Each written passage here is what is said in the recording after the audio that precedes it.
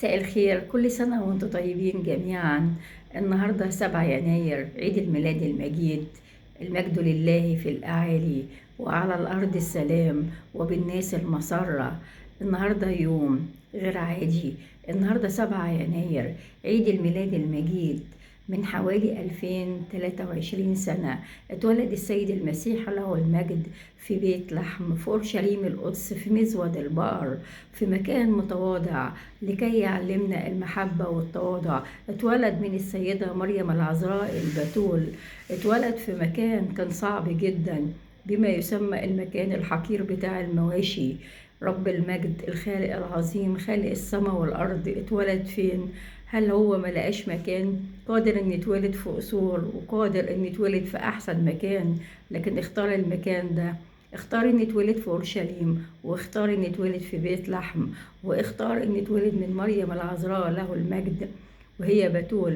اختار ان هو يكون في هذا المكان.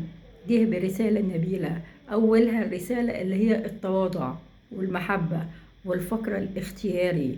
اتولد علشان يعلمنا ايه المسيح، وايه رسالته، وايه الديانة المسيحية. اتولد للعالم كله، اتولد لأجل خلاص النفوس، اتولد لأجل السلام، اتولد لأجل المحبة. فهو ملك السلام. المجد لله في الأعالي، وعلى الأرض السلام، وبالناس المسرة. واحنا في كل يوم 7 يناير في عيد الميلاد المجيد بنحتفل باليوم الجميل واليوم الحلو ده، اليوم الخالق اللي غير الدنيا دي كلها، اللي غير تاريخ الميلاد كله وعمله ابتداء من يوم 1 لغاية النهاردة 2023. وأصبحت أورشليم القدس مليانة بالكنايس، وبيت لحم مليانة بالكنايس.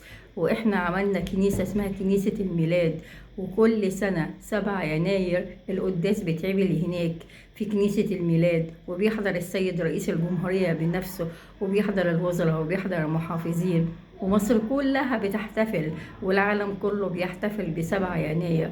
والطائفة الكاثوليك بتحتفل بيوم 25، وبتيجي تحتفل معانا تاني يوم 7 يناير، وكلنا بنحتفل باليوم دوت. المجد لله في الأعالي، وعلى الأرض السلام، وبالناس المسرة. وكل عيد وأنتم طيبين، وكل مصر وهي بخير، وكل سلام للجميع، لأن مصر محتاجة للسلام، والعالم كله محتاج للسلام، والدنيا كلها محتاجة للسلام.